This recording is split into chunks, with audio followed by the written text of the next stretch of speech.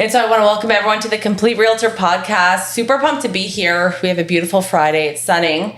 It's sunny out. We're off to a great start. Great start. And I dragged Mike Machado in. I wanted to have a one-on-one talk a little bit about you. You're in a new huge role. I want to get into that. I want to get into what got you into real estate, your success, and you're admired tremendously throughout the industry. That's showing up to me all the time. So I have agents constantly popping in my office on social media telling me about how pumped they are that you are now the team leader alongside me at the brokerage. So I'm super excited to get into that. So introduce yourself.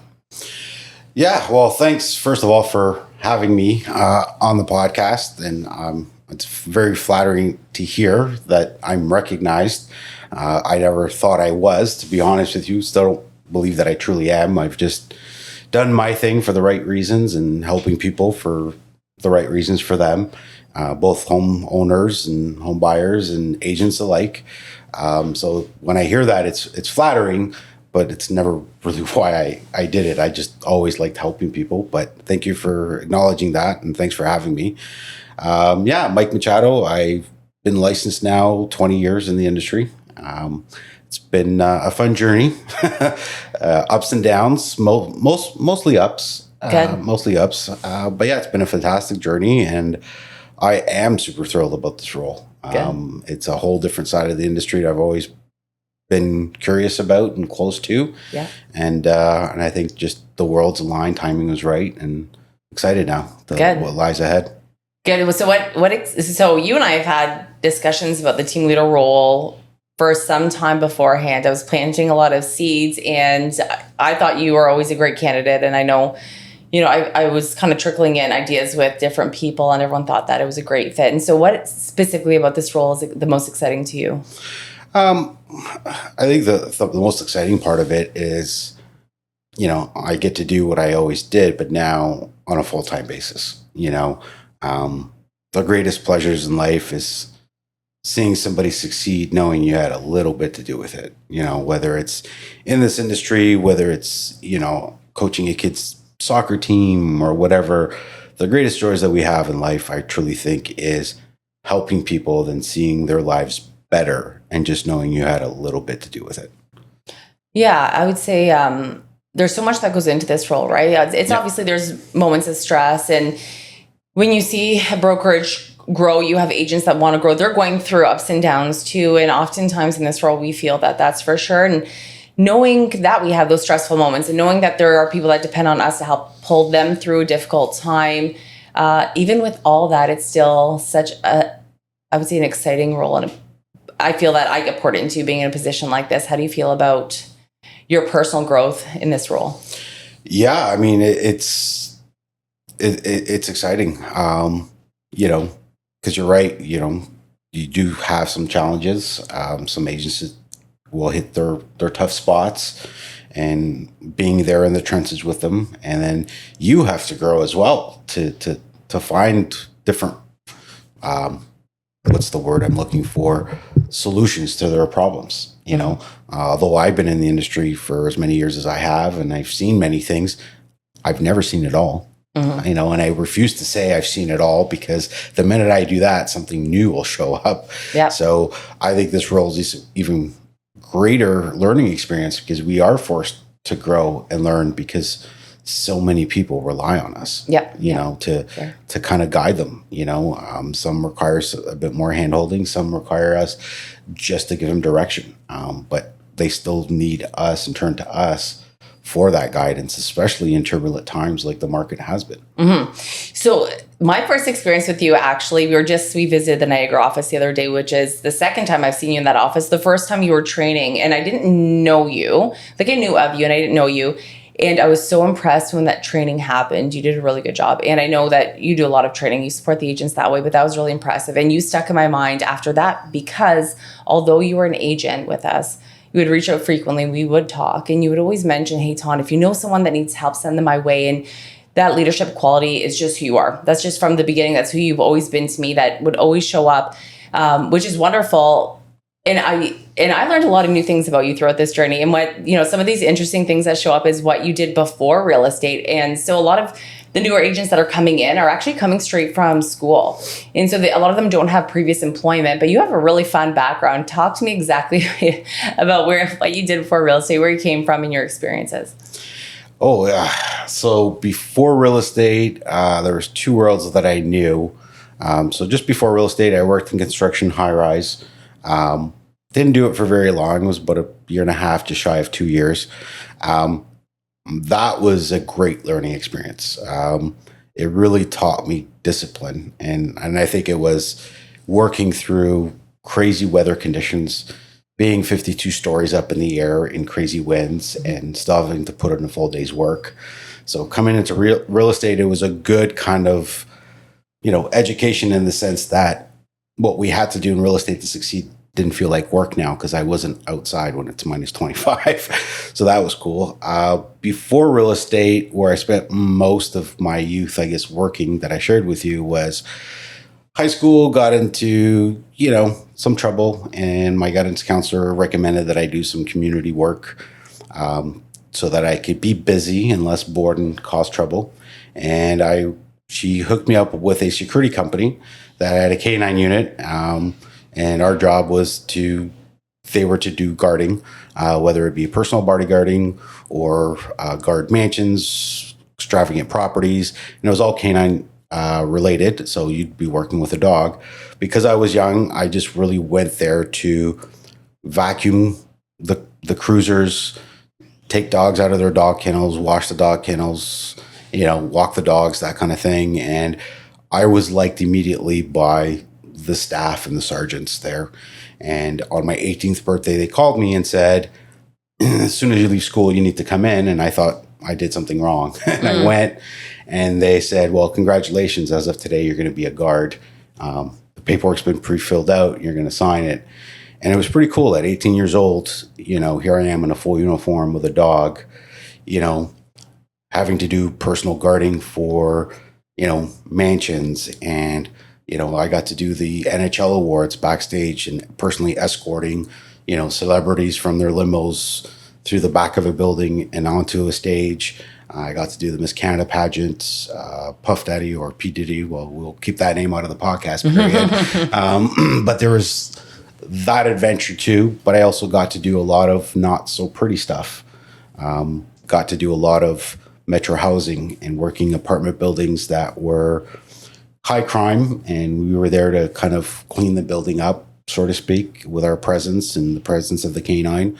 So it was a crazy experience. I mean, it taught me a lot about conversations. I'm not a big gentleman.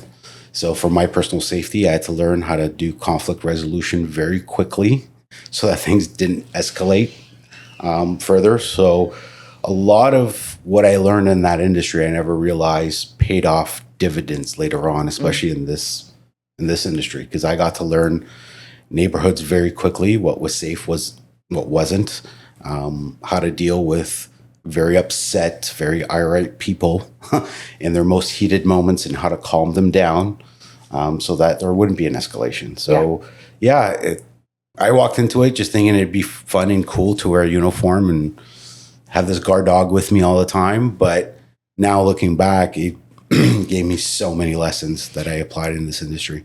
Yeah. You know what? So something you said is going to take me down a different path right now because it's unique. And I think that the upcoming generation, something that they don't notice that I want to say our generation did notice, is how much opportunity there is that a lot of the time people don't recognize. And this is critical. I look back and I think I shared this story with you. I won't get into it too much, but there was a time that I was offered a not-for-profit type of employment where I had to go to an elderly care facility, we'll call it, and just hit the phones 8 hours a day finding financial donations. And I wasn't getting paid. Now, I was used to always working, so I was always making money. And I really didn't want to do it, but it was an opportunity. And not that I didn't want to do it, but that was a big thing over summer to sit there and make phone calls all day, every day, and not get paid. It was hard. Like, that was hard. It's not harder compared to other people's lives, but it was a challenge to do it for sure. And at that time, I never said no. So I'm a yes man. And so when people ask me of things or when they ask of favors, I always just step up and do it, knowing that at some point I'm certain that it's a win. And those are opportunities that I always value when they show up. And we don't know what that looks like. So something like you approaching a guidance counselor, being put in a role that maybe at the time you didn't see the value in it, ended up creating so many further opportunities in your life. And same thing with me. But something that shows up to me often, Mike, honestly, is the generation that's coming up now is they feel that they're being failed by opportunity. Would you agree with that statement? No, I think we mistaken opportunity as a gift or something that is introduced to us. And the reality is opportunity is there every single day. We only recognize opportunity when we've done the work to take advantage of it. Tom Brady's someone that I look up to in the athletes world, big football player. And he says it all the time. It's not about the wins. It's always about the losses, because the losses is what you learn. And when you learn from them, then it just seems like the opportunities show up. So opportunity, I think, is there every day for every single one of us in every different parts of our lives. And if we've done the groundwork, we'll recognize them as opportunities. Yeah. But when we don't do the groundwork, we always feel like the opportunity isn't there. And that's because we just haven't prepared ourselves to recognize the opportunity. I want to ask a different question. We'll switch directions a little bit. Out of curiosity, if you were right now to have a discussion with an agent that's been in the business for 5 years, that consistently is doing on average 2 to 4 deals a year, and they show up in front of you. And I imagine everyone that's in real estate wants to make good money. We want to work hard and we want to see, all those zeros at the end and those big paychecks. But I'll be honest with you, not everyone is cut out to do the activities that are going to result in that money. And so when you have someone in front of you that's doing 2-3 deals a year consecutively for 5 years, and they show up and they're saying, Mike, I want to do a lot more business. What happens in that conversation? Where do you go from there when you see a history and a path of someone not succeeding? Are you confident that they can change? Are you confident that they have what it takes? And should they stay in real estate? Well, I think anyone that's been around for 5 years, whether it's doing 2 to 5 deals a year or 100 deals a year, if you've lasted 5 years, there's something in you that can take you decades beyond that, first off. And I think if someone's just stuck, then we just have to have a conversation about, okay, what have you done that has worked to got you to where you were? And now let's look at the activities that you're doing or lack thereof that's stopping you from going to the next level. And the next level is possible, I think, truly for everyone. The question is, are you committed to step outside your comfort zone and try something different or have a new approach to get to the new level, right? Regardless of the success somebody sees their first year in the industry. I mean, I was Rookie of the Year when I got started, but I didn't plateau at that. I still grew from that. But it was always uncomfortable. Whenever I was comfortable, my business didn't grow. There's always a correlation that if your business has plateaued, chances are you're just doing the same thing over and over again. If you want a different result, you need a new strategy. It doesn't necessarily mean toss the book out the window and start from scratch. It could just be tweaking one little thing that you're currently already doing, and just being able to do it better could be good to add another 5 transactions. And then it's like, okay, well, I just don't want to add 5, Mike. I want to add 20. Okay, great. Well, let's do that one tweak that adds 5. And now let's implement a secondary plan or a second play to your playbook that will make up the missing 15, right? So I definitely think it's possible. It just takes a good conversation of self-discovery of where you're at, acknowledging it, and what's the price I'm willing to pay to go to the next level, because there's going to be a price to be paid. That price will come in the sense of maybe you have to put in more time. Maybe it's more phone calls. Maybe it's learning how to do technology better. There's going to be a price to pay whatever level of achievement you want in this business. Whether it's doing 5 deals a year, 20, 100, 500 deals a year. Every time you grow, there's a price to be paid. And you have to acknowledge what the price is and decide whether you want to pay it. Yeah. Are we in a crap market? No, not at all. Tell me about it. I choose to look at it differently, because COVID, I think, was the crap market, in the sense that Yeah, a lot of people made a lot of money. Some of it was by fluke, you know. You just showed three houses because there's only three to show, and you had 16 people fighting over them. And if you were the highest bid, you got it. Mm.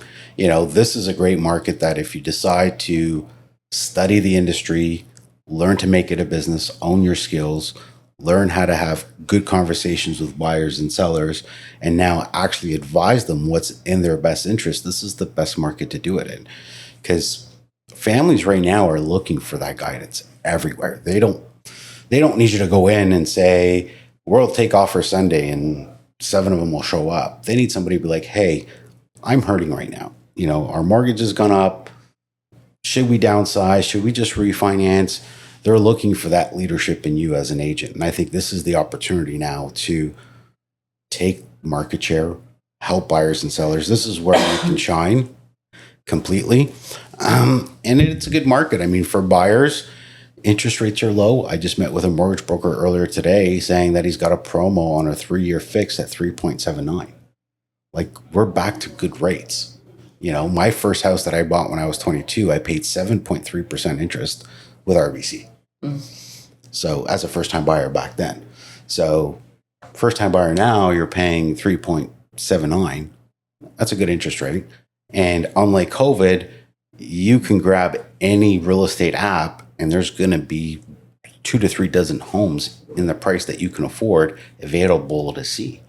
So you have choice in the marketplace, you have really good interest rates, and because there's choice in the marketplace, you get to negotiate the deal now in terms that benefit you. You know, so you get to do a home inspection.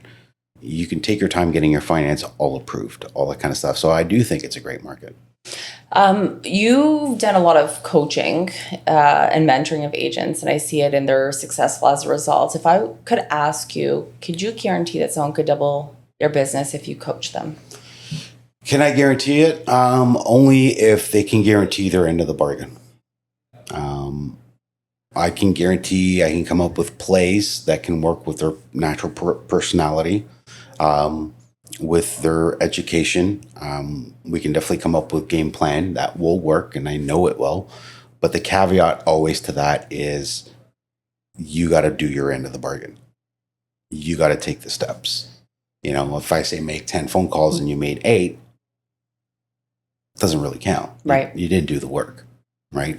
And it's doing every step of the plan. You know, you can't, if you're out to bake a cake, you can't just put the flour in and the eggs and not forget the sugar and the chocolate. You know, you're not going to have a good cake by forgetting the sugar and the chocolate. Right. So you have to put in all the ingredients, regardless of what your mood is or how much time you have that day. If you're going to bake a cake, all the ingredients and the right measurements are required. And coaching is no different. The game plan can be phenomenal. And an agent could still fail because he chose to just use part of the ingredients and not all the ingredients in that play. So what I'm hearing you say is there's still market share to take. And if an agent did the right activities, they're going to get more business and you can help them double it up. So what I want to say is if you're an agent that's not doing the business that you want to do, whether you're with our brokerage or not, I know Mike, would do pro bono work and helping you coach yourself, and he can help coach you directly on your business and how to grow it.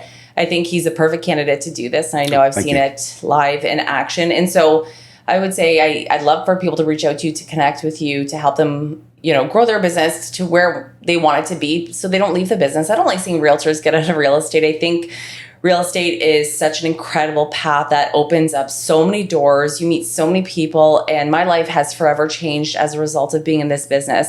And so I encourage anyone, whether you're brand new, thinking about getting into real estate, you've been in for 5 years and you're doing 2 to 3 deals, that's important. Come in and have a chat with Mike, or at least drop something in the comments and let us know that you're interested in getting some support from him. And I know that your business will absolutely change as a result of being coached by Mike. So any final remarks? Yeah. I welcome to help anyone, as you know, and as you stated, whether it is the 2 to 4 deal, or maybe you have a team and you're stuck at that 100 unit mark. And it's like every year I'm selling 90, 88 homes. I can't break 100, and I got 2 buyer's agents, even if you're there, like, we can help you. Like we got the strategies, and sometimes you're in the right activities. You just need a different set of eyes, tweak a couple of plays, and you will surpass that number. So even for those agents, if you're feeling some imbalance or some stuckness, some frustration, part of it could be related to the market. But I definitely think with the right strategies, even in this market, even in this market, you're more likely to surpass the 100 unit mark. If you're focused. So. Yeah.